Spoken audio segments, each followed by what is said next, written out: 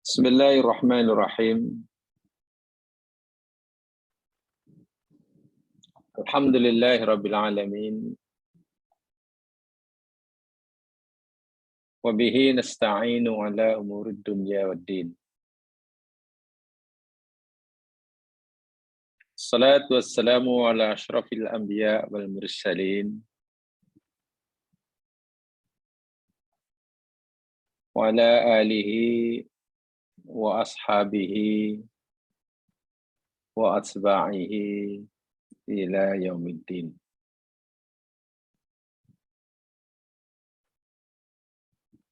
Rabbi israh li sadri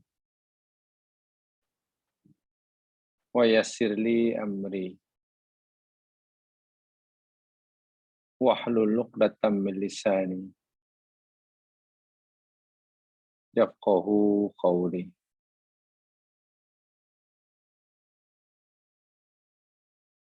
Allahumma yassir wa la tu'assir. Fa inna taysira kulli asirin 'alaika yasir. Amin ya rabbal alamin.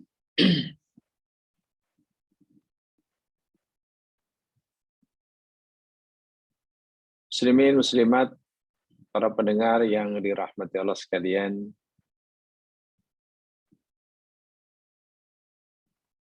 didoakan mudah-mudahan semuanya dalam keadaan sehat walafiat,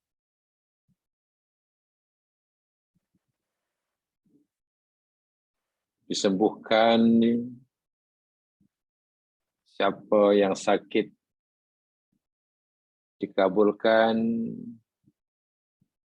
siapa yang mempunyai hajat, dimudahkan segala urusan yang punya masalah, diterima setiap amal kebaikan yang dilakukan, dan diampunkan segala kesilapan dan kesalahan. Allahumma amin.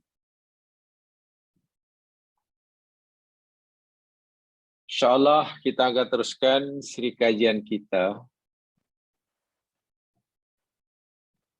Sebelum kita masuk pada tajuk yang berikutnya, yakni Al-Hidad,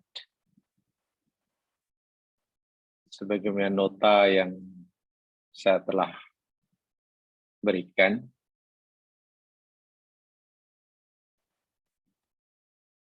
kita akan habiskan dahulu pembicaraan kita bagi tajuk yang sebelumnya, yakni tentang takziah. Bagian yang terakhir itu.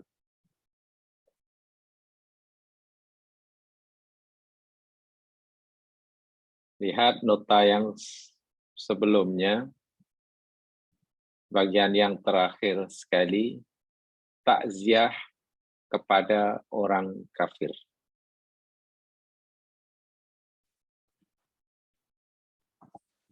Apa hukum seorang muslim bertakziah kepada non-muslim yang meninggal? Seperti yang sudah maklum bahwa takziah terhadap sesama muslim adalah amalan yang amat sangat digalakkan. Dan pengertian takziah janganlah disalahpahami, yang salah paham tentang makna takziah. Takziah itu satu upaya, satu usaha yang dilakukan untuk membantu orang yang ditimpa musibah dapat bersabar, redha, tenang jiwanya, tentram hatinya. Itu takziah. Sama ada dengan ucapan, nasihat, dan lain sebagainya. Atau mungkin dengan apa-apa bantuan bagi meringankan bebanan yang sedang dialami oleh mereka yang sedang ditimpa musibah, dalam hal ini musibah kematian. Itu takziah. Kerana tujuan takziah yakni membantu mereka yang ditimpa musibah agar mampu bersabar menghadapi musibah, dapat ridha terhadap ketetapan qada dan takdir Allah,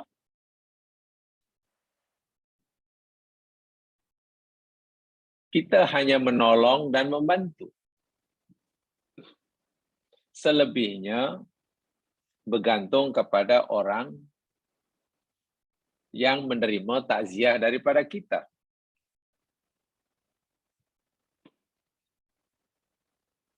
Sama ada dia nanti mampu bersabar atau tidak, sebenarnya lebih bergantung kepada pribadi orang tersebut. Jika katalah setiap kita telah mengetahui pengetahuan agama yang cukup tentang makna kehidupan di dunia, tujuan kita dihidupkan, kita ini siapa di hadapan Allah, dan seterusnya, insya Allah dengan pemahaman tentang agama yang betul dan menyeluruh, mudahlah bagi kita untuk sabar bila suatu saat kita ditimpa musibah yang tanpa kita duga, kita sangka sebelumnya. Dengan ayat yang mudah, bagi orang yang benar-benar punya kefahaman agama yang jitu, sebenarnya tidak susah baginya untuk mensyukuri setiap nikmat yang Allah anugerahkan,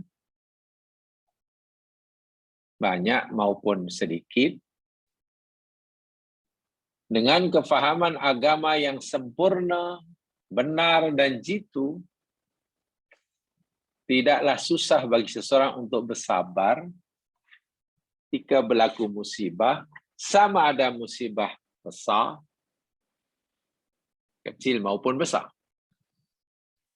Dan dengan kefahaman yang sempurna juga, kefahaman agama sempurna jugalah,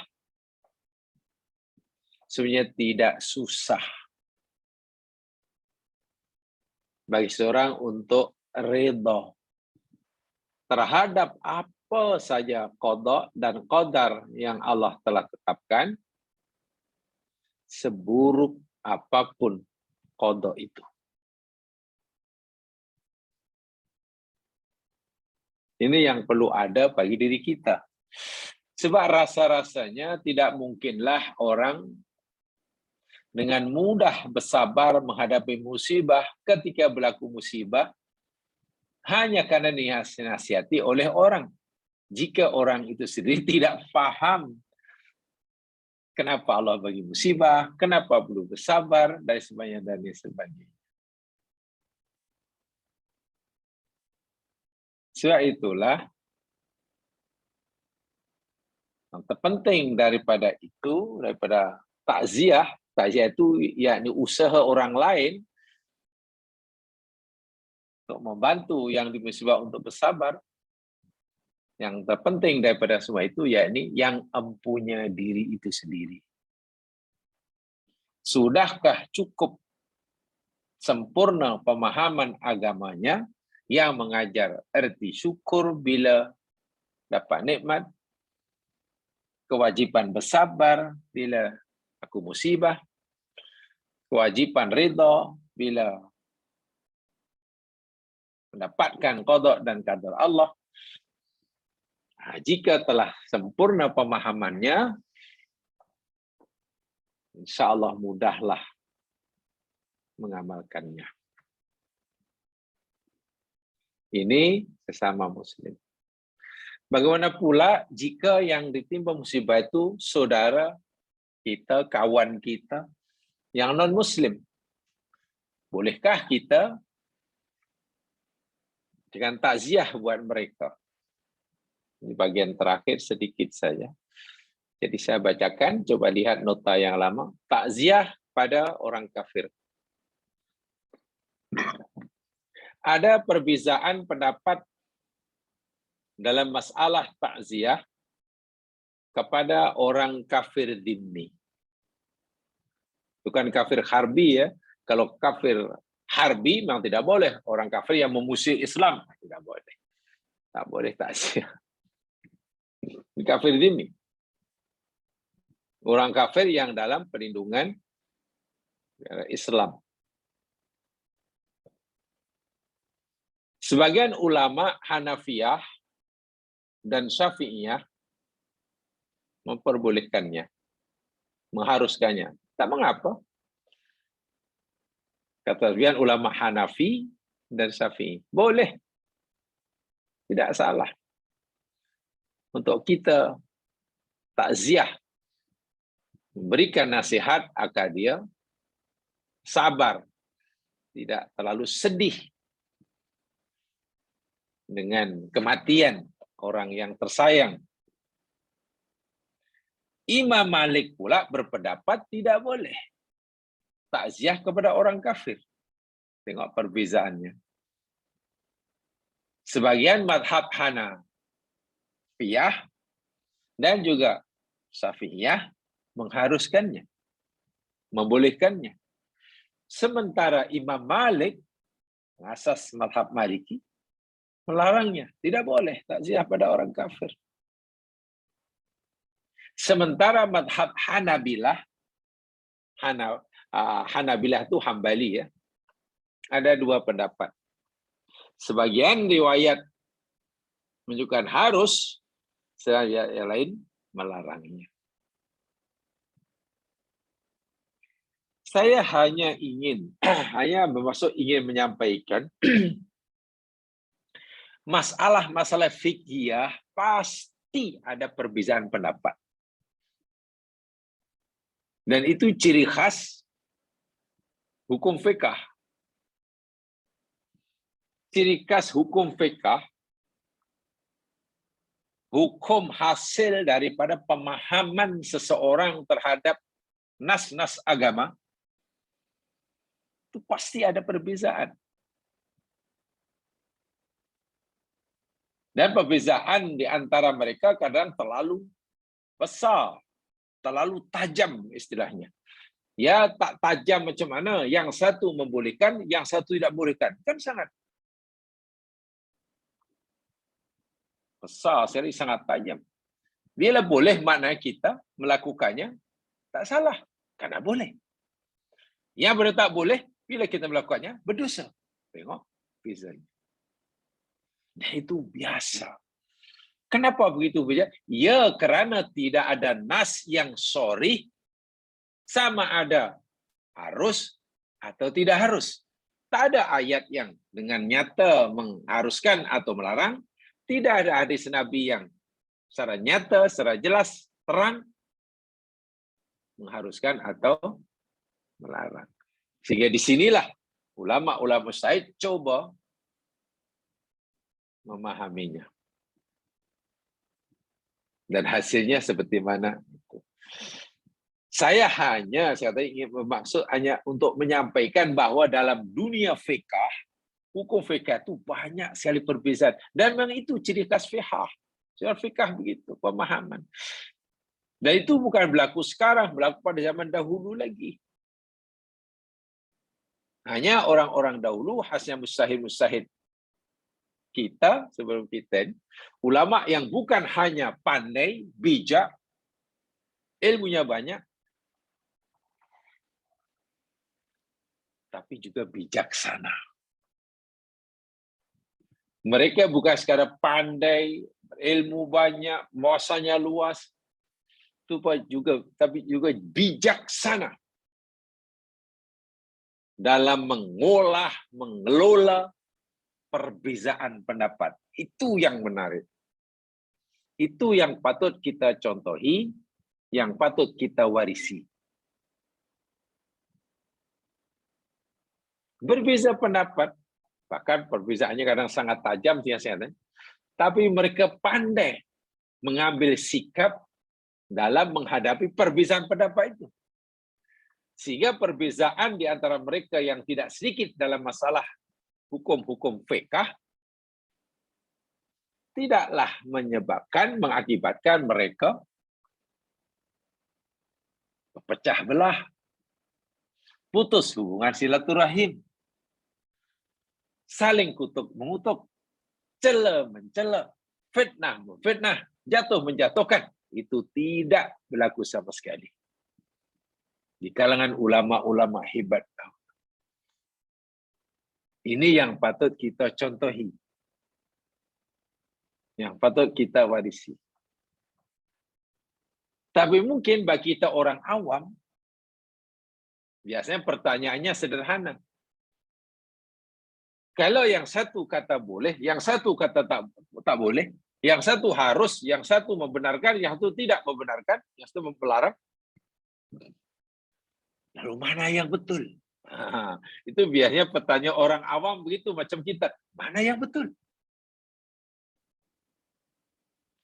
Sebab kita orang awam biasanya cara berfikirnya yakni merah, hitam atau putih. Kalau tidak hitam, ya putih. Benar atau salah, itu fikiran kita. Orang awam begini itu. Sebenarnya dalam fiqh boleh jadi kedua-dua pendapat yang berbeza itu benar. Boleh jadi. Karena memang tidak ada nas yang sahih. Apalagi ada jaminan daripada Rasulullah. Man ijtahada fa asaba falahu ajrani. Sesiapa yang beristihad, salahnya ia mampu, dan ternyata hasil ijtihadnya betul, menepati kehendak syarak, maka orang itu dapat 2 pahala. Masya Allah.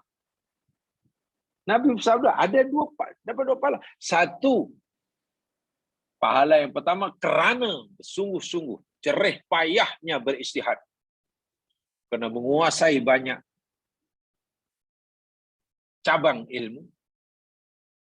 Yang keduanya betul pula hasil isinya menepati kehendak Allah. 2 pahalanya. Wa man istahada fa akhta falahu ajrun wahid.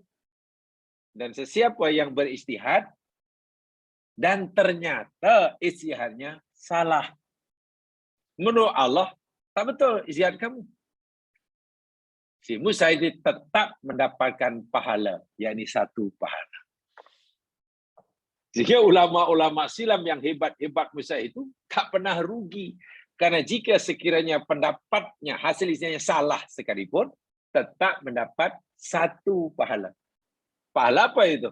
Pahala bersungguh-sungguh itulah, beristihad. Itulah sebabnya nilai kebenaran hukum yang dihasilkan oleh istihad hukum fiqh itu tidak bersifat mutlak. Tidak bersifat mutlak, apalagi mengikat. Sebab itu A mengikuti pendapat yang itu, B mengikuti pendapat ini, tidak bersifat mengikat. Not binding. Berbeza dengan hukum syarak. Berbeza dengan apa kata Quran, apa kata hadis Nabi. Haramnya babi itu bersifat mengikat. Semua orang mesti terima, tak boleh tidak. Sebab itu hukum Quran. Itu bukan hukum fiqh.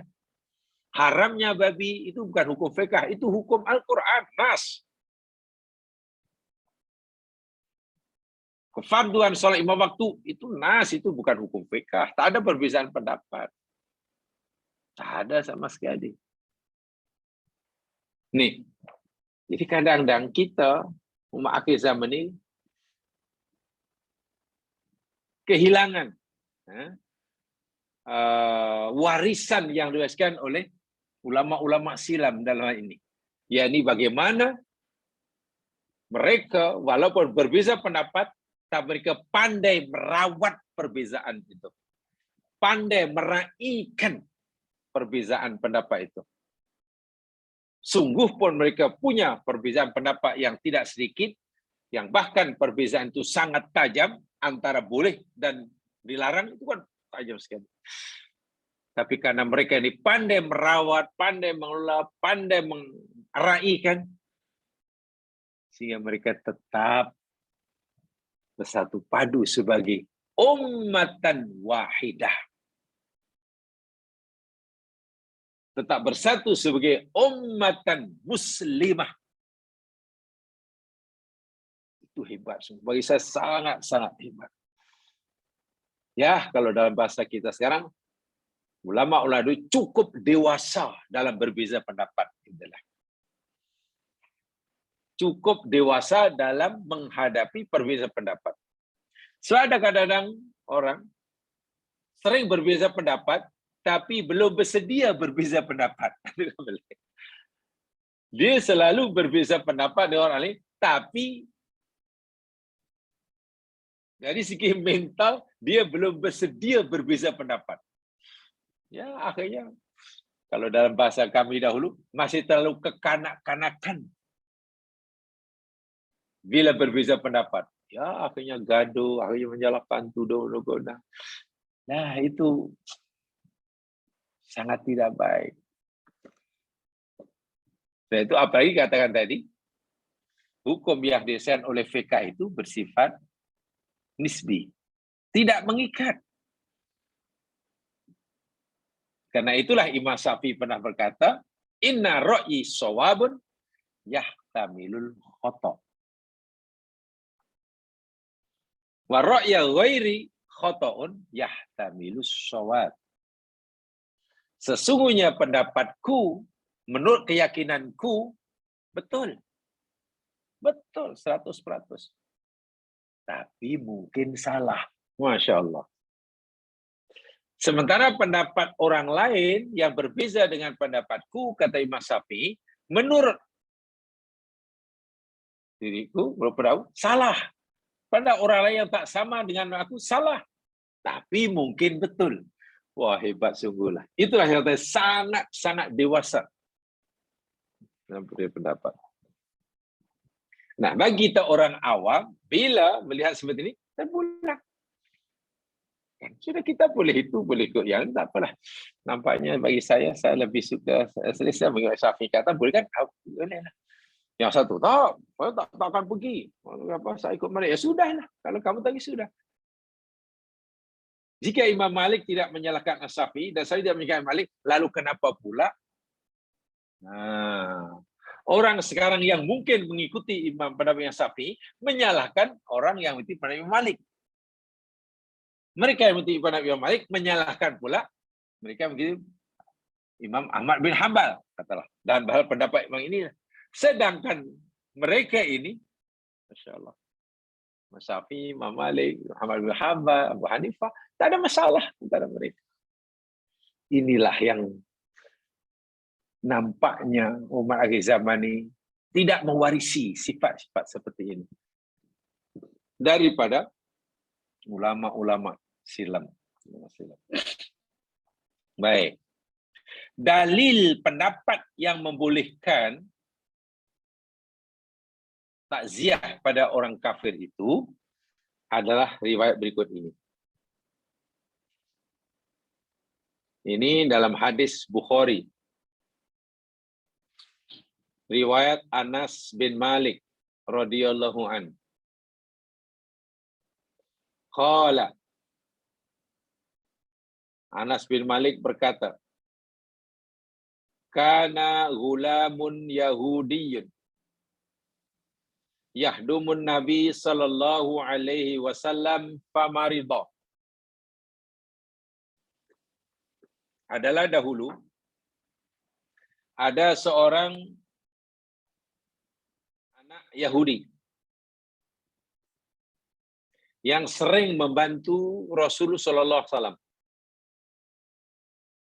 Jadi salah seorang pembantu Nabi, khadam Nabi itu Yahudi. Tuannya Rasulullah, pembantunya Yahudi. Tidak ada masalah. Bukan Nabi tidak berdakwah, Nabi tetap berdakwah, tapi dia tidak mau, belum menerima. Nabi tak boleh pasal juga.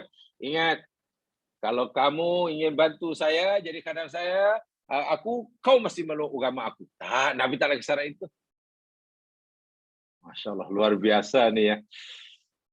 Ini panggil tasamuh ya. Kita sama. Artinya Nabi tetap mengizinkan orang yang berbeza kepercayaan yang tidak menerima atau belum menerima ajarannya berkhidmat kepada baginda. Dan Nabi tidak melakukan tindakan-tindakan perbuatan yang diskriminatif terhadap orang ini. Tidak sama sekali. Suatu hari pembantu Nabi yang beragama Yahudi ini sakit, marido. Fa'atahun Nabi sallallahu alaihi wasallam yauduhu. Lalu Nabi sallallahu alaihi wasallam pergi menziarainya. Ada yang orang sakit ziarah ya, menziarahi orang sakit. Melawat, melawat. Menjenguk. Tak tahulah apa yang betul. Kalau dalam bahasa Arab ada iyadah namanya. Iyadah. Kalau untuk orang sakit, iyadah. Kalau orang yang masih hidup, kita cobakan ini ziarah. Itu lain tuh. Ziarah. Kalau yang sakit dipanggil iyadah. Faqa'ada inna ra'sihi, Nabi pergi ke rumah pembantu yang beragama Yahudi ini yang sedang sakit, pergi ke rumahnya dan duduk dekat kepala si Yahudi ini, dekatinya. Dia sedang sakit, bermakna menziarahi, mengasihi, menunjukkan simpati pada non-Muslim yang sedang musibah itu harus. Nabi pergi apa? Pergi, dia sakit, dilawatinya. Bukan malah didoakan Allahumma. Jangan, boleh. Faqala lahu, tapi Nabi manfaatkan. Nabi bukan hanya sekadar ziarah dia, melawat dia yang sedang sakit, Nabi manfaatkan peluang ini untuk berdakwah. Faqala lahu, lalu Nabi bersabda berkata pada pemuda Yahudi yang sakit ini, aslim. Wahai kamu, saudaraku Yahudi, yang selama ini menjadi pembantu aku, aslim, peluklah agama Islam. Masuklah kamu ke dalam agama Islam. Berikrarlah kamu bahwasanya tiada Tuhan selain Allah. Dan bersaksilah kamu bahwa aku ini adalah hamba-Nya dan utusannya. Terimalah Islam. Dakwah di rumah. Menziarahi kawan yang sakit, orang bukan Islam, Nabi bukan hanya ziarah, tapi Nabi manfaatkan untuk berdakwah, menyeru, mengajaknya memeluk agama Islam. Fanadhara ila abihi wa huwa indahu. Si pemuda Yahudi ini bingung nampaknya.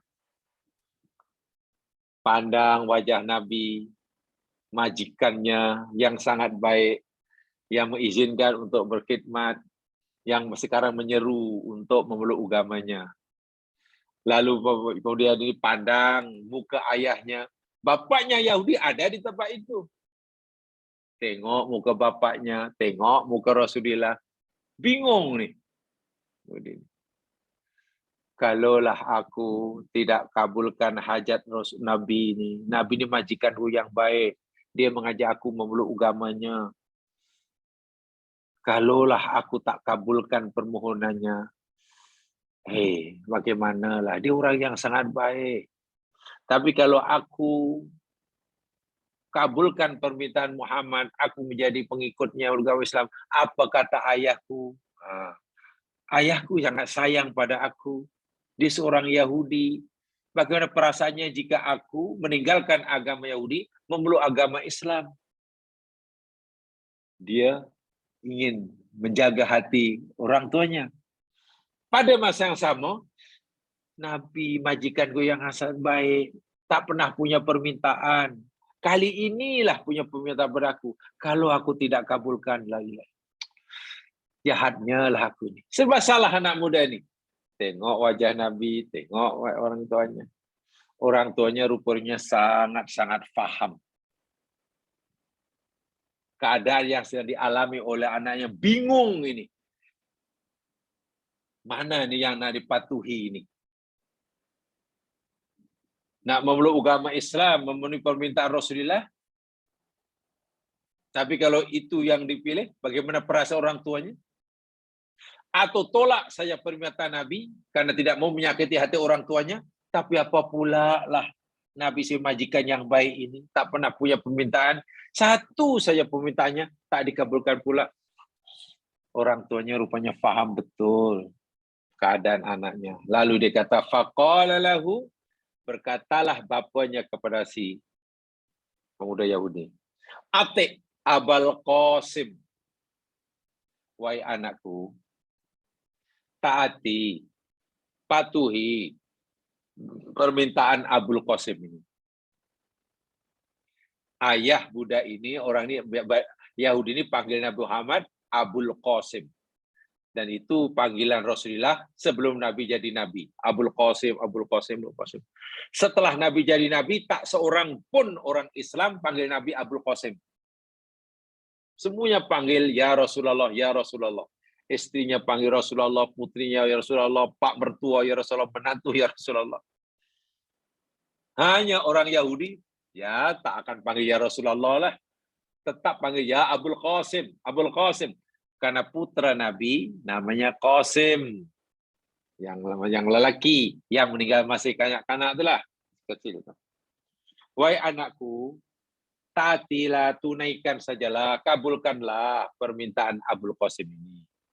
Maknanya, ayahnya bagi green light lah kepada anaknya. Peluklah Islam. Muhammad Abul Qasim mengajak kamu memeluk agama dia. Okeylah, masuklah. Ikuti aja. Fa'aslama. Lalu, si pemuda Yahudi pembantu Nabi ini memeluk agama Islam. Baca sahadah saat itu juga.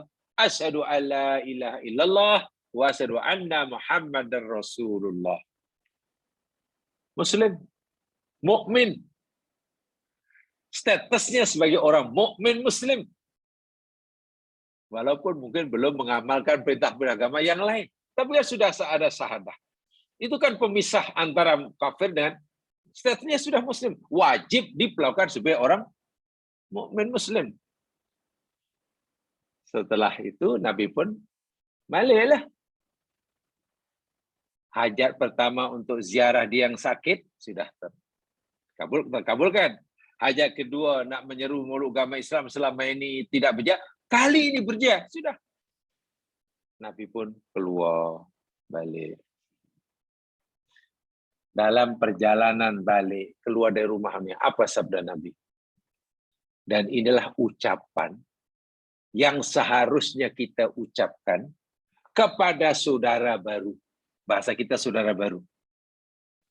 Bila ada orang memeluk agama Islam, ya, reward lah. Bukan convert, ya, reward. Ini yang kita ucapkan pada orang itu. Alhamdulillahilladzi anqadhahu minan nar. Ucapkan ini. Ada awak kawan beritahu, bro, kawan kita yang suruh makan sama tuh, yang si Ahcong tuh, semalam memeluk agama Islam. Iya, tahniah. Allahu Akbar, bukan takbir. Ini ada orang memeluk agama Islam, takbir, Allahu Akbar, takbir, Allahu Akbar. Mana ada? ajaran Nabi, dengar kawan Islam baca takbir. Tidak ada.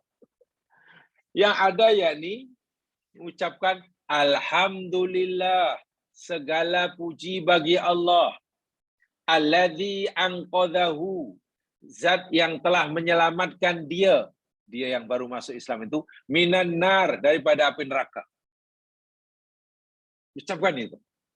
Alhamdulillahilladzi anqadhahu minan nar. Kalau orangnya depan kita, umpamanya, Assalamualaikum bro. Awak boleh salam. Ya, semalam saya baru meluk agama Islam di depan tuan imam itu. Ucapkan alhamdulillah alladzi anqadhaka minan nar. Hu itu tukar jadi ka. Alhamdulillahilladzi anqadhaka minan nar. Segala puji bagi Allah, zat yang telah menyelamatkan engkau daripada api neraka. Ini ucapan yang dicontohkan oleh Nabi untuk kita ucapkan kepada orang yang memeluk agama Islam. Bila kita dengar berita kawan muslim Islam atau orang itu jumpa kita, ucapkan itu. Alhamdulillah, tolong dibiasakan ya. Bukan takbir ya, bukan. Allahu Akbar. Allahu Akbar. Kawan baru asyhadu alla ilaha illallah wa rasulullah. Di masjid Allahu Akbar, takbir. Allahu Akbar. Bukan. Tidak ada tuntunan daripada Nabi suruh baca takbir 3 kali, tak ada. Alhamdulillahilladzi anqadhahu minan nar. Kalau orangnya kita cakap dengan orang itu, alhamdulillahilladzi anqadhaka minan nar.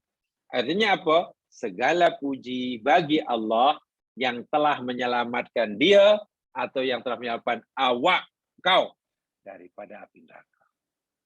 Dengan syahadah yang baru kamu ucapkan, dengan kesediaan kamu menerima, mengakui, meyakini hanya Allah sahajalah satu Tuhan yang berhak disembah, dan dengan kesaksianmu bahwa Muhammad itu hamba Allah dan utusannya, kamu layak diselamatkan oleh Allah dari api neraka. Masya Allah. Hadis ini dijadikan alasan oleh Syafi'iyah, oleh Hanafiyah, oleh sebagian ulama Hanabilah. Boleh pergi takziah, boleh kita pergi melawat orang sakit nasihat, dia mengapa? Tidak mengapa. So akhirnya pemuda ini mati ya, dalam hadis yang lain. Pemuda itu akhirnya meninggal tak lama kemudian. Hanya saja ucapan-ucapan takziah yang kita ucapkan kepada kawan kita yang bukan beragama Islam, ya hanya sekadar membantu dia lah. Kita kata ya, saya ikut simpati. Mudah-mudahan awak mampu bersabar.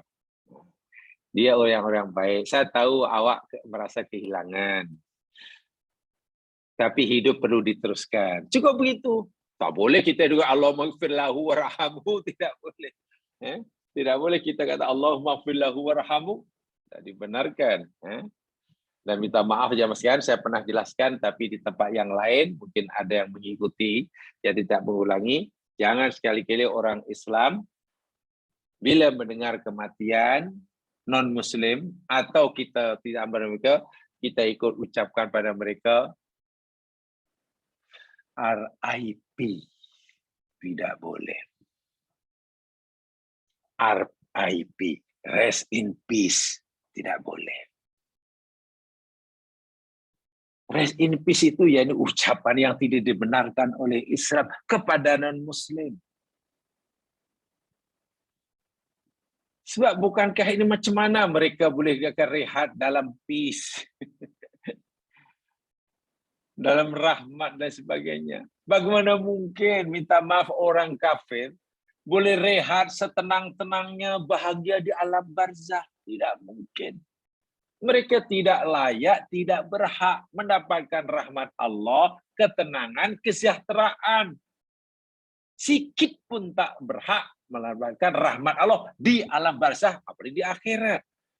Ini kepercayaan kita. Tiba-tiba kita doakan itu, bagaimana mungkin? Ini hati-hati, orang Islam tidak dibenarkan, yaitu oleh kesepakatan ulama. Dan daripada tidak benarkan, orang mesti ikut. Wah, kau takziah beredar ini, RIP kan menyampaikan condolence pada mereka, lalu tidak dibenarkan. Ya, cukuplah dengan bahasa yang bersifat umum. Mungkin ya saya ikut simpati awak. Awak yang saya faham awak tentu sedih kehilangan diri, tapi hidup perlu diteruskan. Ya sudah. Bahasa apapun boleh, dengan bahasa Melayu ke, bahasa Arab ke, bahasa Jerman ke, bahasa Belanda, bahasa Jepun ke, bahasa Tamil ke, tak masalah. Tapi jangan sampai menggunakan kalimat yang maknanya Allahumma gfir lahu warhamhu. Rest in peace itu ada bermakna Allahumma rahamhu untuk bersama sekalian. Tidak dibenarkan. Tidak dibenarkan. Saya pernah jelaskan panjang lebar ini, tapi di kelas lain masih ada yang dapat memahaminya ya. Itu tambahan untuk hari ini tentang tajuk takziah. Tajuk takziah. Jamaah sekalian, mudah-mudahan bicaraan kita selama ini berkaitan dengan takziah sedikit banyak menambah pengetahuan kita untuk memahami apa yang patut dilakukan oleh kita bila ada saudara Muslim kita ditimpa musibah. Sama ada musibah kematian atau musibah yang lainnya. Sebab takziah biasanya dikaitkan dengan kematian. Walaupun takziah sebenarnya tidak hanya khas untuk kematian. Ya, orang dilanda musibah banjir ke apa, kita bagi dia nasihat supaya tetap bersabar. Itu namanya takziah. Jangan mereka berlarut-larut dalam kesedihan, seakan-akan mereka sehingga mereka merasa seakan-akan tidak diperlakukan adil oleh Allah. Itu tidak boleh. Jangan biarkan mereka terus-menerus berlarut-larut dalam kesedihan sehingga suatu saat mereka merasa diperlakukan tidak adil oleh Allah. Wah, itu bahaya.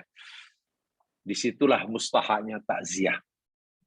Sebab bila begitu seseorang terlintas dalam fikirannya bahwa Allah tidak berlaku adil kepadanya, itu termasuk dosa besar. Namanya suudzon kepada Allah. Itu dosa besar itu. Suudzon pada Allah itu dosa besar. Karena dia sudah tidak menyucikan Allah. Makna subhanallah sudah tidak ada maknanya. Subhanallah yang dia ucapkan sudah tidak ada maknanya. Alhamdulillah sudah tidak ada maknanya. Allahu Akbar tak ada lagi lah. Hasbunallah wa ni'mal wakil jauh sekali. So itu bahaya. Maka sudah sepatutnya, selayaknya kita berupaya membantu mereka agar mereka mampu menghadapi musibah itu dengan sabar dan sentiasa berhusnudzon kepada Allah. Berbaik sangka, berprasangka baik terhadap Allah. Tetap merasa diperlakukan adil oleh Allah. Itu besar sekali. Itu ya, tentang takziah. Ya mas sekalian, sekarang mari kita teruskan pelajaran kita. Masih berkaitan dengan kematian. Tajuk yang saya hantar itu, saya yakin jamaah semuanya, yakni Al-Hidadu dalam bahasa Arab. Al-Hidad. Bahasa Melayunya berkabung. Bahasa Arabnya Al-Hidadu. Bagi baris kalau tak boleh baca. Al-Hidad. Berkabung. Ini khas untuk orang kematian ya. Kalau berkabung untuk kematian. musibah kematian. Baik, saya bacakan dahulu pengertian-pengertiannya. Ini saya tulis dulu bahasa Arabnya semuanya. Jadi saya terjemahkan. Al-hidadu yakni tawakuf. Al-hidad dari segi bahasa itu maknanya tawakuf. Tawakuf itu berhenti. Berhenti, tidak berhenti. Berkabung itu berhenti. Dari segi bahasa. Tawakuf, berhenti. Jadi bersifat pasif lah. Tidak aktif. Tak buat itu, tak buat itu. Wal hidadu huwa, baris ya kalau tak boleh baca. Wal hidadu huwa ibrazu syu'uril khuzni atau syu'uril hazani ala fuqdanil mayyiti. Saya ulangi. Wal hidadu huwa ibrazu syu'uril khuzni atau hazani ala fuqdanil mayyiti. Adapun al-hidad dari makna istilah ialah al-hidad ialah huwa ibrazu, menzahirkan. Ibraz itu menzahirkan, menampakkan, menyatakan syu'uril khazani atau syu'uril khuzni, boleh baca dua. Rasa sedih, perasaan sedih. Menzahirkan perasaan sedih yang ada dalam hati. Sedih itu kan dalam hati ya. Lalu dia zahirkan, kita zahirkan. Ala fuqdanil mayyiti, atas hilangnya atau kematian seseorang. Atas kematian seseorang. Bila satu keluarga katalah ada salah seorang likuannya meninggal, fuqdan itu maknanya hilang ya. Meninggal, ya pastilah keluarga yang tinggal itu ada rasa sedih dalam hati. Lalu perasaan sedih yang dizahirkan, yang diperlihatkan, yang dinampakkan, itulah namanya hidad. Namanya hidad. Ini bermakna menzahirkan kesedihan karena berlakunya musibah, itu tidak semestinya dilarang 100%. Gitu. Orang yang ditinggal mati, keluarga tinggal mati, hatinya sedih. Adakah rasa sedih ini mesti disimpan rapat-rapat dalam hati dan tidak boleh dinampakkan atau ternampak, tidak boleh diperlihatkan atau terlihat dari segi zahir oleh orang lain? Jawabannya, menzahirkan, mengeluarkan, mengeluarkan kesedihan yang dalam hati karena musibah yang menimpa ini tidaklah dilarang secara mutlak. Tidak.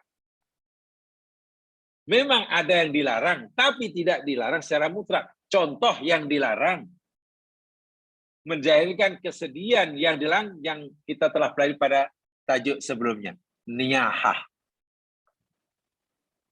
Niyahah itu termasuk hidad yang dilarang. Betul kan? Jadi hidad itu sendiri ada yang harus, ada yang tidak boleh. Ada yang diharuskan, ada yang dilarang. Menzahirkan. Itu ya, itu pengertian hidad. Jadi saya ulangi, dari segi istilah, hidad atau berkabung itu menzahirkan, memperlihatkan ya, perasaan sedih yang ada dalam hati atas meninggalnya seseorang.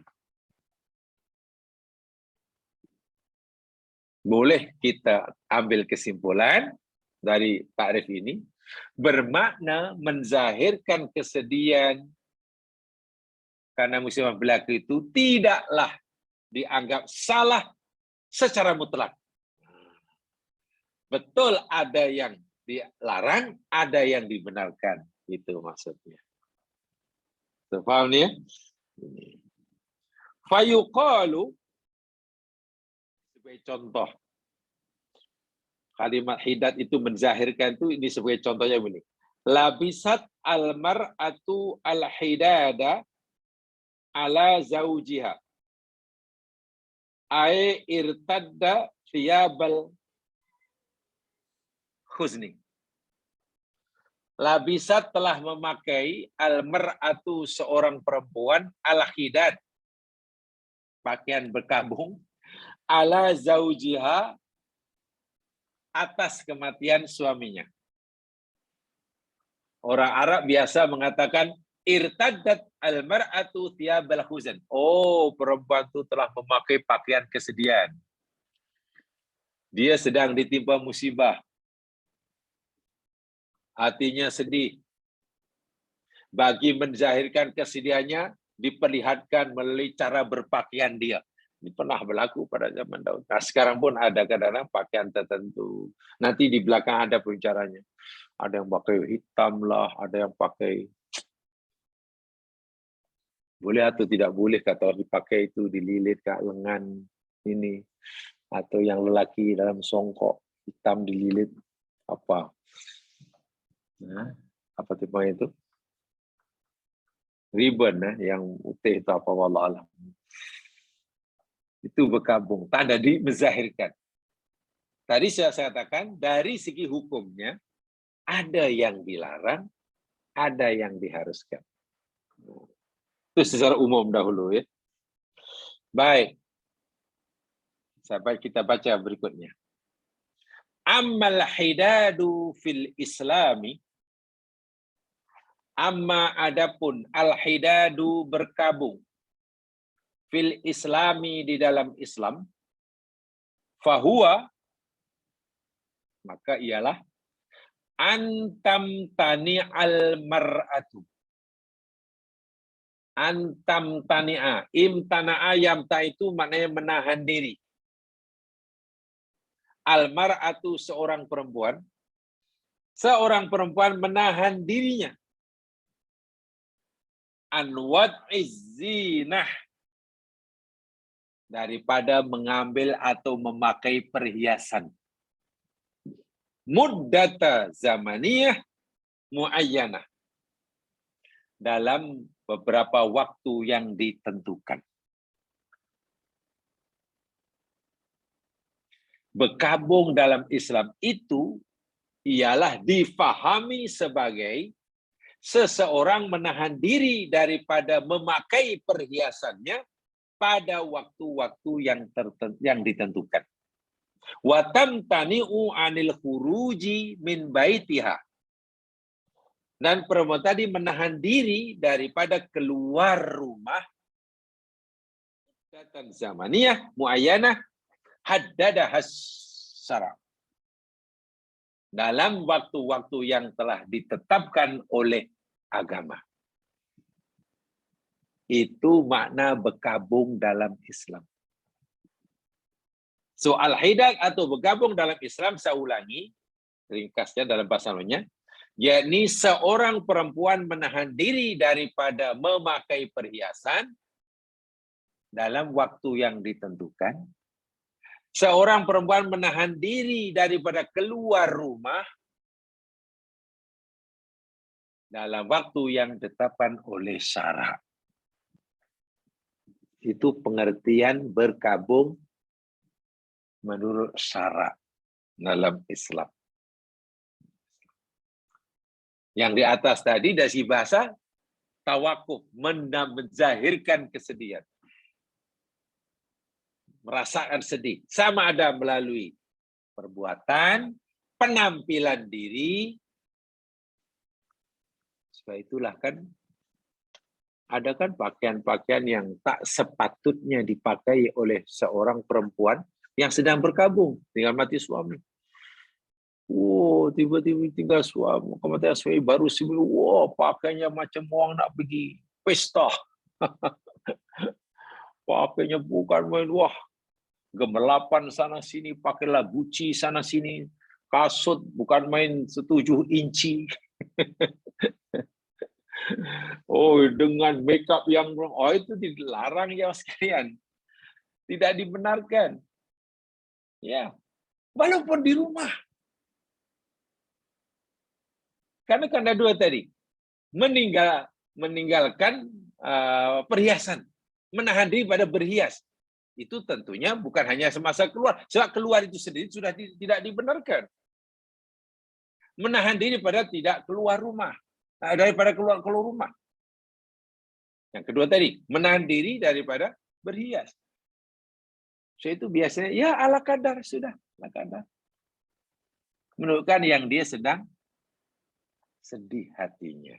Tidak mungkin kan orang yang hatinya sedih, susah, gundah gulana, dia berpenampilan ceria macam orang nak pergi berpesta pura, nak berhari raya. Kan tidak mungkin. Wah, pakai yang ke-8. Itu dia. Imtina. Menahan diri, mencegah dirinya daripada berhias atau keluar dalam jangka masa yang ditetapkan oleh syarak. Itu namanya hidat. Baik, berikutnya. Ini masih kesimpulannya, belum satu penjelasan yang lebih tersusun. Al-mar'atul lati laisat hamil. Perempuan yang tidak sedang hamil. Berikut adalah masa berkabung perempuan yang tidak sedang hamil. Kan berkabung itu kaitannya dengan kematian ya Mas Yan ya. Jadi ada orang perempuan ditinggal mati oleh suami, sedangkan dia tidak sedang hamil, gitulah. Sebab kalau dia sedang hamil, nanti kan masa hiddahnya ya sama dengan iddahnya itulah hingga melahirkan anak. Ini senang nih kalau bagi perempuan ya Mas sekalian. Bagi perempuan senang nih masa hiddahnya itu dibenarkan sama dengan masa iddahnya. Senang. Kalau ditinggal mati oleh suami dan dia tidak sedang hamil, ini masa hiddahnya yang sekaligus masa iddahnya. Masa hiddatnya dan masa iddahnya. Surah Al-Baqarah ayat 234. A'udzu billahi minasy syaithanir rajim. Walladzina yutawaffawna minkum wa yadharuna azwajan yatarabbasna bi anfusihinna arba'ata ashhurin wa 'ashra. فَإِذَا بَلَغْنَ أَجَلَهُنَّ فَلَا جُنَاحَ عَلَيْكُمْ فِيمَا فَعَلْنَ فِي أَنفُسِهِنَّ بِالْمَعْرُوفِ وَاللَّهُ بِمَا تَعْمَلُونَ خَبِيرٌ.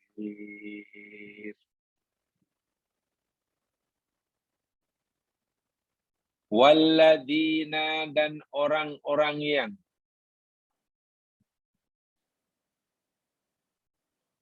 yutawaffawna, yang dimatikan, minkum, daripada kamu, wayadaruna, dan mereka meninggalkan azwajan, pasangan, yakni istri, dan orang-orang yang mati daripada kamu dan ia meninggalkan istri, itulah maksudnya. Istri yang ditinggalkan itu hendaklah yatarabbasna bi anfusihinna, Istri itu hendaklah menunggu bi anfusihina dengan diri mereka sendiri. Menahan dirinya sendiri selama arba'ata ashhurin wa ashra. 4 bulan dan 10. Bulan Komariah ya, bulan-bulan bukan bulan Syamsiah. Bulan Komariah. Kan itu masa iddah dia. Sekaligus itulah masa hiddah dia. Hidat. Masa hiddat sekaligus masa iddah. Jadi bukan sekadar tidak boleh berkahwin, tapi juga itu tadi. Dia wajib diharuskan, dimestikan untuk berhiddah, berkhiddat, berkabung. Seperti yang dijelaskan di atas tadi. Fa'idha balagna. Maka apabila perempuan tadi yang sedang berkhiddat dan juga beridah telah sampai ajalahunna, tempoh yang telah ditetapkan. Ajal itu mana expiry date. Ini bukan kematian. Ajal di sini maknanya bukan kematian mereka, bukan. 4 bulan 10 hari itu telah tamat, gitulah. Apabila perempuan yang sedang beriddah dan berkhiddat selama 4 bulan 10 hari telah habis tempohnya, fala junaha alaikum, maka tiada dosa atas kamu, bukan atas mereka ini. Kamu ni kamu wali. Kum itu bukan kepada si wali, bukan kepada suami, suami sudah meninggal. Fima fa'alna fi anfusihinna, dengan apa yang mereka perempuan itu lakukan dengan diri mereka sendiri, bil ma'ruf. Artinya jika perempuan tadi telah melakukan, tidak lagi sedang berkhiddat, katalah, sudah pakai pakaian yang cantik-cantik, sudah keluar rumah, bahkan katakanlah sudah mulai menerima pinangan dan sudah hendak mendirikan rumah tangga, itu kan berbaik. Wali tidak boleh menghalangnya. Karena dia melakukan perkara yang tidak dilarang, maka wali la junaha, tidak ada kesalahan apa-apa membiarkannya. Bermakna jika dalam masa iddah, masa hiddat, perempuan dengan mati suami tadi melakukan perkara-perkara yang ditegah oleh syarak. Contohnya, umpamanya berhias tadilah. Tidak lagi menampakkan kesedihannya tadi. Keluar rumah tanpa udzur syar'i, yang bukan oleh syarak. Apalagi katakanlah bertunang. Maka wali yang mengetahui dan jika ia membiarkannya, maka wali itu berdosa. Bukan hanya si perempuan itu yang berdosa. Wali, orang bertanggung jawab terhadap perempuan itu pun berdosa. Sebab itu dalam ayat ini Allah berkata, bila sudah habis 4 bulan 10 hari, wali tidak berdosa. Dengan apa yang dilakukan oleh perempuan itu, perkara-perkara yang ma'ruf. Bila Allah kata, bila dah habis, wali tak dosa, maknanya jika perempuan itu melakukan perkara-perkara yang sepatutnya dilakukan semasa hiddat dan semasa iddah, wali membiarkannya, wali ikut berdosa. Masya Allah. Wali sini mana orang yang bertanggung jawab ya. Yang bertanggung jawab di situ. Subhanallah. Wallahu bima ta'maluna khabir. Allah itu maha mengetahui apa yang kamu lakukan. Ini jika perempuan tadi tidak sedang hamil. Kalau hamil, ya hingga melahirkan anak. Kan itu masa iddah dan masa hiddatnya. Ini khas tentang hiddat ya. Walaupun kaitan dengan cerai mati, Sebab berbeda dengan cerai hidup. Cerai hidup mana ada khidat. Perempuan yang dicerai hidup tidak ada khidat, yang ada iddah. Iddah tetap ada. Iddah itu kan masa menunggu. Tapi khidat tidak boleh berkabung. Wah, kenapa dia dicerai? Kenapa dia munyu berkabung? Kemana pakai baju hitam? Ya rabak tahu. Dia sedang berkabung. Pasal berkabung, ya baru semalam jatuh talak. Jatuh talak hidup tidak dibenarkan berkabung. Ini kes kematian. Jadi dua berlaku ni. Perempuan yang ditinggal mati oleh suami itu ada dua hukum berlaku. Satu, hukum tentang beriddah. Kedua, hukum yang tentang berkhidat.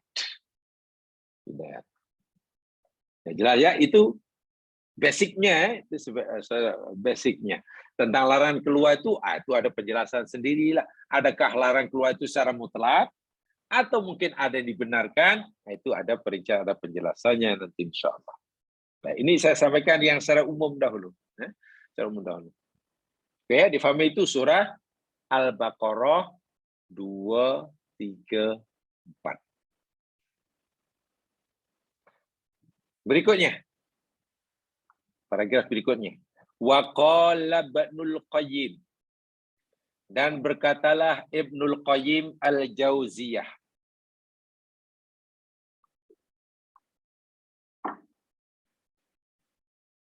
Wa ajma'atil ummatu ala wujubihi ala mutawaffa anha zaujuha.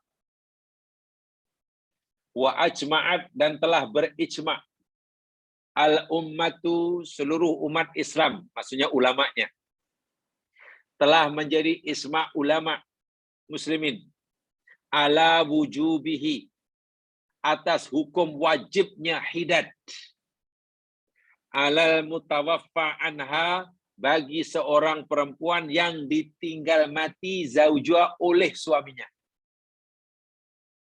Perempuan yang ditinggal mati oleh suami, ulama sepakat wajib hukumnya atasnya berkhidat.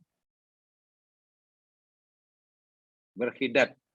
Sekaligus beriddah lah. Yang iddah kita sudah tahu. Berkhidatnya wajib hukumnya. Kata Ibnul Qayyim. Dan itu merupakan kesepakatan umat. Illa ma hukiya anil Hasan wal Hakam bin Utbah.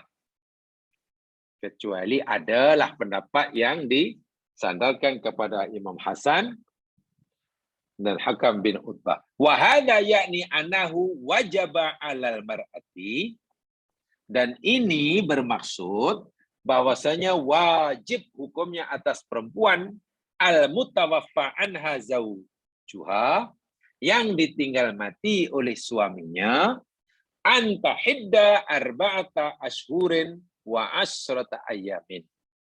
Berhiddad, berkabung selama 4 bulan 10 hari. Sama dengan lama ia beriddah. Ibnu Qayyim mengatakan wajib hukumnya.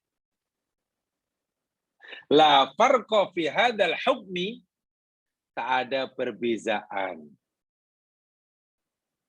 Dari segi hukum tidak ada perbezaan. Idza kanati zauju qad dakhala bizaujah am lam yadkhul biha. Tidak ada perbezaan sama ada suaminya yang meninggal itu pernah bercampur, telah mengadakan hubungan suami istri dengannya atau belum. Ada istri ditinggal mati oleh suaminya, katakanlah. Istri ditinggal mati oleh suaminya. Ya, katalah mungkin tengah hari ijab qabul. Ya kabul, sah sebagai pasangan suami istri. Sah pasal istri. Dah sah sikit sama di majlis akad ni kan sah kan. Balik daripada akad nikah, sebab akad nikahnya di tempat lain. Pergi menuju tempat walimah. Pergi tempat walimatul urs. Ya, tak jauh lah, lebih kurang katalah berapa, 3 kilometer ke 5 kilometer daripada tempat akad nikah dengan majlis, tempat majlis walimah. Naik kita. Tak tahu bagaimana dengan takdir Allah Subhanahu Wa Taala, accident.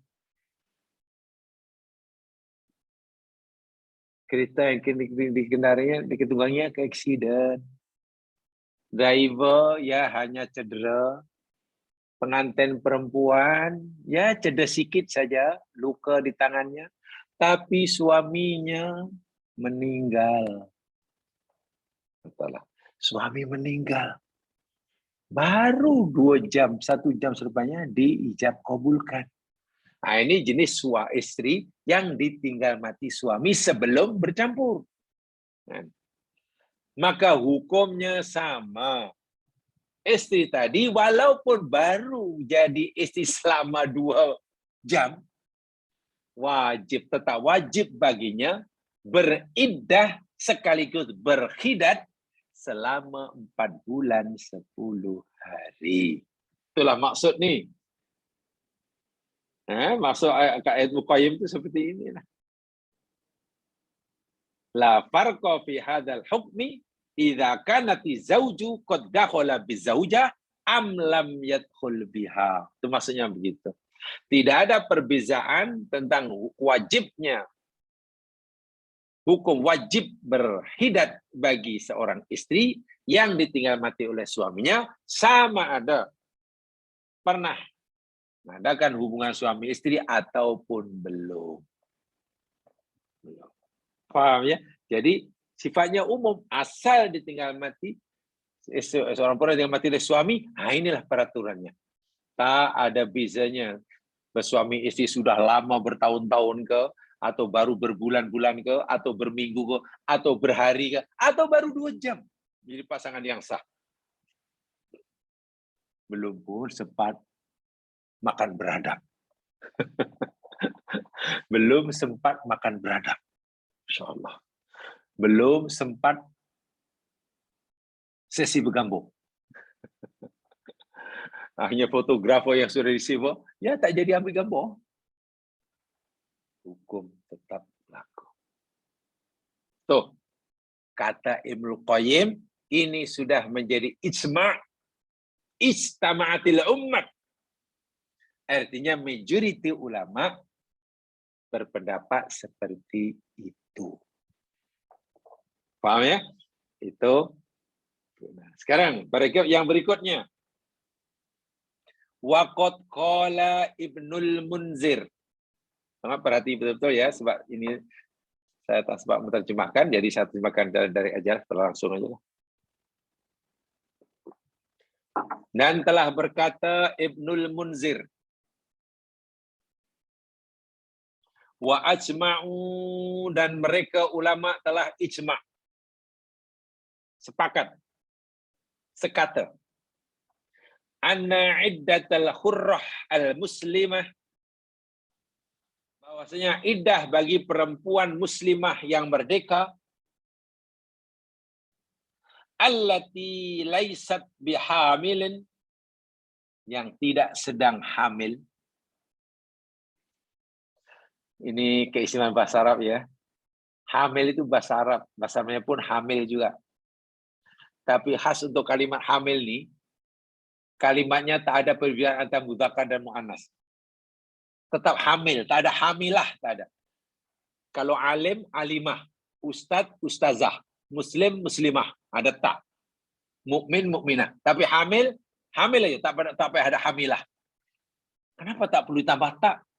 Sedangkan ia muannas. Ya, karena hamilin hanya sifat khas bagi perempuan.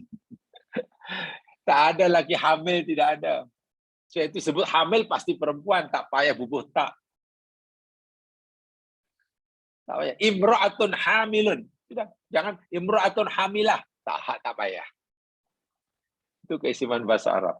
Jadi tak ada mudzakkar muannas, tak ada. Setiap hamil. Telah ijma' ulama bahwa perempuan muslimah yang tidak sedang hamil dan min wafati zaujiha, ditinggal mati oleh suaminya, bahwa idahnya arba'atu ashhurin wa asra, 4 bulan 10 hari.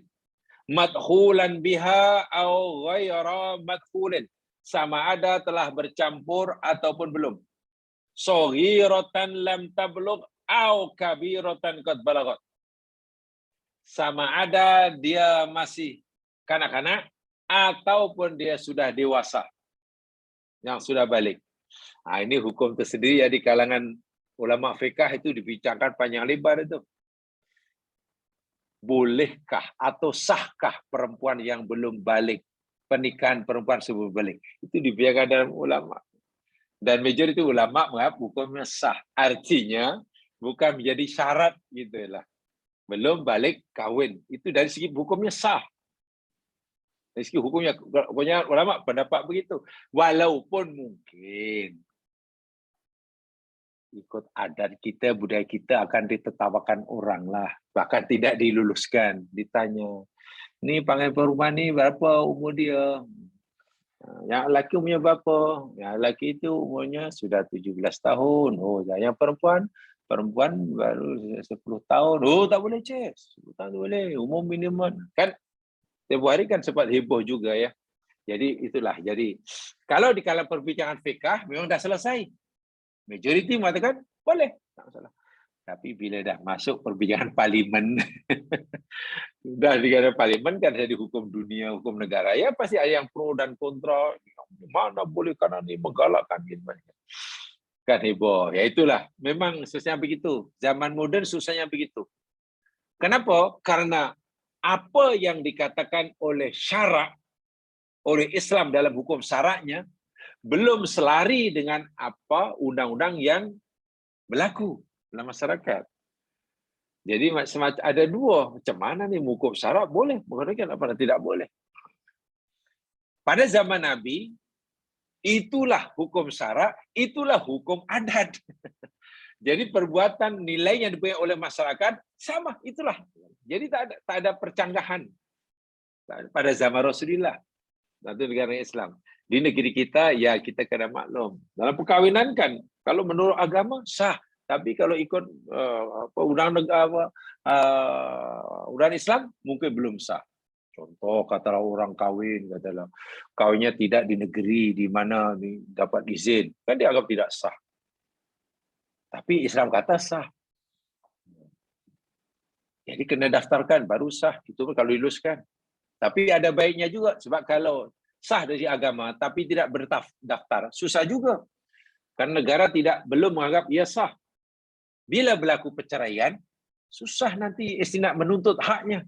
Sebab tak ada rekod. Nah, jadi didaftarkan itu sangat penting juga. Walaupun dari segi agama sudah dikira sah. Tapi karena undang-undang negara mewajibkan ia mesti berdaftar, yaitu kena dipenuhi ya, sebab kalau tidak ya nanti bila berlaku perceraian kan timbul masalah. Ya contoh ini ulama fikih ya sudah lama berbincang perkahwinan perempuan yang belum balik itu sah atau tidak sah. Majoriti mereka anggap itu sah.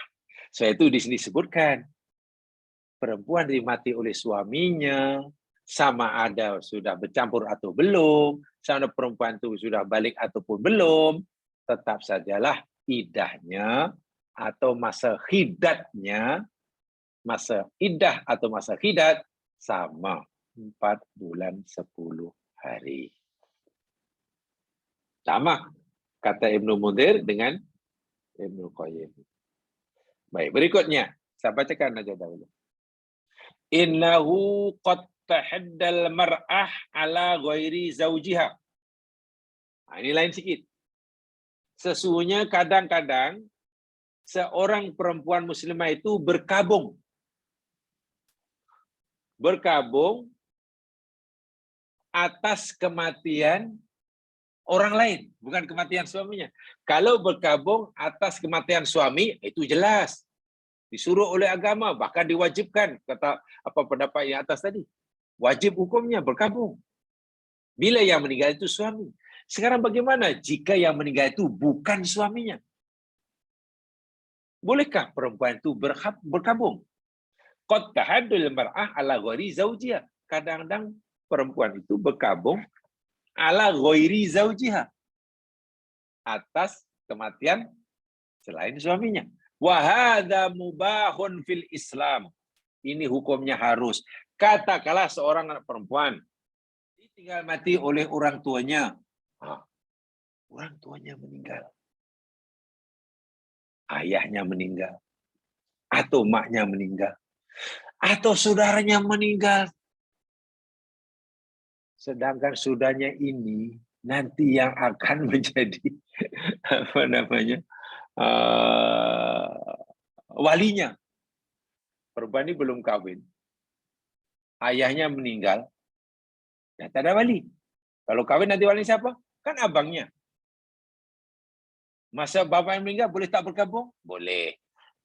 Sekarang abangnya pula meninggal. Abang itu nanti akan jadi wali. Boleh tak berkabung?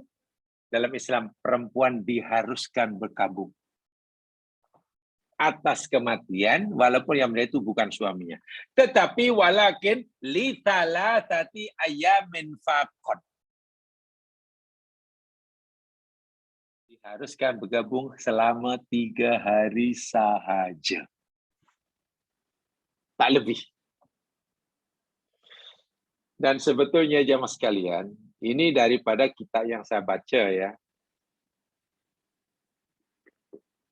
Kebanyakan majoriti ulama istilah berkabung ini atau hidat dalam bahasa Arab ini sebenarnya hanya dianjurkan bagi kaum perempuan.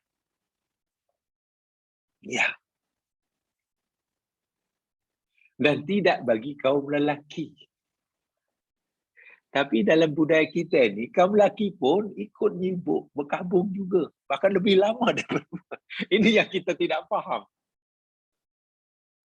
Kalau dalam agama kita, sebenarnya perempuan yang dibincangkan panjang lebar dalam kitab-kitab. Perempuan yang dari kamu. Lelaki tidak. Mana ada surah, wahai lelaki, bila isterimu meninggal, berkabunglah kamu sekian bulan. Wahai kamu anak lelaki, bila ayahmu meninggal, berkabung. Tak ada. Dan lelaki tidak disuruh berkabung.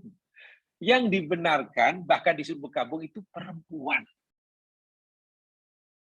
Bila yang meninggal suami, 4 bulan 10 hari. Bila yang meninggal selain suaminya, ahli keluarganya, boleh juga perempuan berkabung. Tapi maksimum 3 hari saja. Maksudnya, nah ini yang, jadi sebenarnya pertanyaan, bagaimana jika ada lelaki berkabung sampai, ini sebenarnya tidak timbul. Tidak timbul sebenarnya bagaimana lelaki berkabung sampai seminggu. Macam mana pertanyaan itu timbul? Sedangkan agama tidak menyuruh lelaki berkabung. Tidak menekan lelaki berkabung. Jadi hukum pertanyaan bagaimana jika lelaki berkabung selama berapa hari lelaki ini boleh berkabung? Pertanyaan itu tidak relevan sama sekali. Karena perintah berkabung bagi lelaki tidak ada. Jadi kalau tanya bagi lelaki berapa minggu ya, berapa hari? Tak timbul. Nah inilah. Jadi di sini kita mesti berusaha menjalani kehidupan kita selari dengan syarat. Memang tidak mudah. Meninggalkan sikit-sikit adat kebiasaan yang tidak atau kurang menepati kehendak syarak, itu memang tidak mudah. Tanpa iltizam yang kuat, tanpa komitmen yang kuat, susah. Tapi bukan mustahil. Sikit-sikit bila semua faham, sikit-sikit ditinggalkan. Oh tak betul rupanya. Adat kita ini bercanggah dengan syarak. Kalau itu saya tinggalkan adat, saya mesti ikut syarak. Ya mungkin 1 generasi belum berjaya. 2 generasi mungkin baru berjaya. Karena tidak mudah. Tidak mudah. Apatah lagi amalan-amalan yang sebetulnya semata-mata adat kebiasaan turun-temurun dianggap oleh setengah orang sebagai suruhan ibadah. Itu lagilah payah. Lagi susah untuk meninggalkannya. Lagi susah. Tapi tidak susah kalau semua paham akan agama. Oh, yang ini agama. Oh, yang ini syariat. Oh, yang ini adat. Tak mengapalah adat kita amalkan jika tidak bercanggah dengan syariat. Tapi jika bercanggah, ya semestinya kita tinggalkanlah. Walaupun mungkin berproses. Karena iman belum cukup kuat, biasanya meninggalkan benda yang dalam pun sikit-sikit. Ya, tidak mengapa lah, insya Allah, daripada tidak ada usaha sama sekali untuk meninggalkannya. Walaupun sepatutnya kalau benda yang salah, mesti ditinggalkan sekaligus. Itu memang yang ideal. Tapi kalau tidak mampu, usaha untuk meninggalkan, berusaha meninggalkan sikit-sikit, insya Allah tidak mengapa. Lebih baik daripada tidak usaha sama sekali. Gitu ya. Apa alasannya perempuan hanya boleh berkabung 3 hari jika dia mati selain suaminya? Qad rawat Ummu Habibah, telah meriwayatkan Ummu Habibah, istri Rasulullah SAW, yang nama asalnya yakni Romlah. Kalau tidak salah. Nama asalnya Romlah. Nabi mungkin kurang berkenan dengan nama Romlah. Orang Melayu panggil Ramlah. Ditukar jadi Ummu Habibah. Inna Rasulullah sallallahu alaihi wasallam, bahasa Nabi sallallahu alaihi wasallam qala, Nabi bersabda, la yahillu limra'atin, tidak halal bagi seorang perempuan, tu'minu billahi wal yaumil akhir, yang beriman kepada Allah dan beriman kepada hari akhirat, tuhiddu ala mayyitin, berkhidat, berkabung ke atas mayit, fauqa thalathin, 3 hari. Tidak boleh. Perempuan tidak boleh berkabung atas kematian seseorang lebih 3 hari, tidak boleh. Illa ala zaujin, kecuali berkabung atas suami yang meninggal. Arba'ata asyurin wa asra. Jika yang meninggal itu suaminya 4 bulan 10 hari. Hadis riwayat Muslim. Selain suami, tidak boleh lebih 3 hari. Inilah hadis yang dijadikan alasan oleh ulama yang menjadi berpendapat perempuan boleh berkabung walaupun yang meninggal bukan suaminya tapi ahli keluarganya, tetapi tidak boleh lebih 3 hari. Jadi sunat itu berkabung dapat pahala. Itulah, menunjukkan sedih tak sedih macam mana orang tua meninggal walaupun mungkin kita sebagai anak sudah berumah tangga sendiri. Tak sedih macam mana karena adik-beradik meninggal umpamanya. Walaupun sudah masing-masing berumah tangga, tapi kan pernah duduk berasal dari rahim yang sama, dibesarkan oleh air susu ibu yang sama, jadi rasa persaudaraan masih kuat, tidak mengapa, tapi tidak boleh lebih 3 hari. Ini hadis sahih. Nah, ini hadis sahih. Dan saya ingat sekali, sebenarnya bila cerita khidat yang mana berkabung itu hanya khas bagi hukum perempuan. Kita bagi kaum lelaki sebenarnya tak ada masalah karena kita tidak disuruh, kita tidak dibenarkan, tapi kita kena tahulah karena pasti kita punya istri, kita anak lelaki, kita punya anak perempuan, ya artinya menegur nanti yang bersangkutan lah. Jadi jangan hanya karena lelaki ini tak ada kena-mengena dalam berkabung lalu kita tak perlu tahu umpamanya, oh tidak boleh. Kita kena tahu juga. Contoh menyusukan anak, kan itu kaitan dengan seorang ibu. Islam ada peraturan tentang penyusuan anak. Jangan hanya karena suami tidak menyusukan anak lalu tak tahu menahu tentang hukum agama Islam karena itu oh tak bolehlah. Kena tahu. Kena tahu. Yang sekalian, nampaknya itu saja yang sempat kita baca ya. Ini hanya sekedar baca apa yang tertulis ya. Jadi sebenarnya merupakan kesimpulan itu ya. Merupakan kesimpulan. InsyaAllah kita akan teruskan nanti.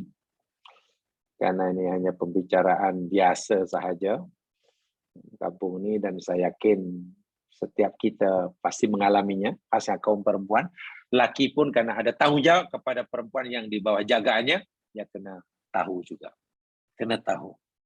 Karena kewajiban menegakkan syariat Islam ini kewajiban bersama. Mudah-mudahan amalan yang kita lakukan, walaupun mungkin setengah dianggap sebagai adat, marilah kita usaha untuk melakukannya selari, sesuai, seiring, sejalan dengan ketetapan syariat.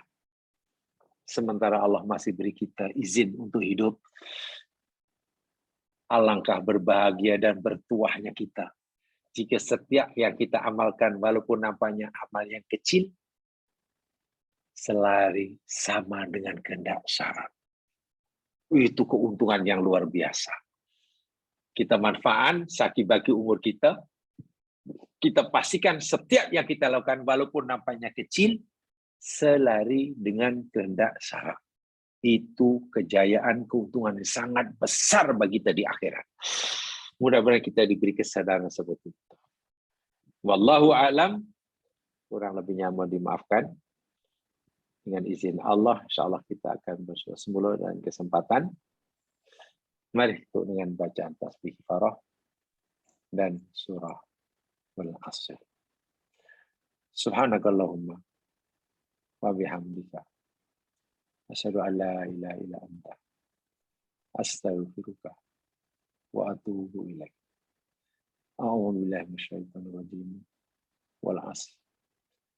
Innal insana fi khusr illa alladziina aamanu wa 'amilus shalihaati tawasaw bil haqq wa tawasaw bis sabr. Assalamualaikum warahmatullahi wabarakatuh. Waalaikumsalam warahmatullahi wabarakatuh. Terima kasih, Ustaz. Terima kasih semua yang hadir.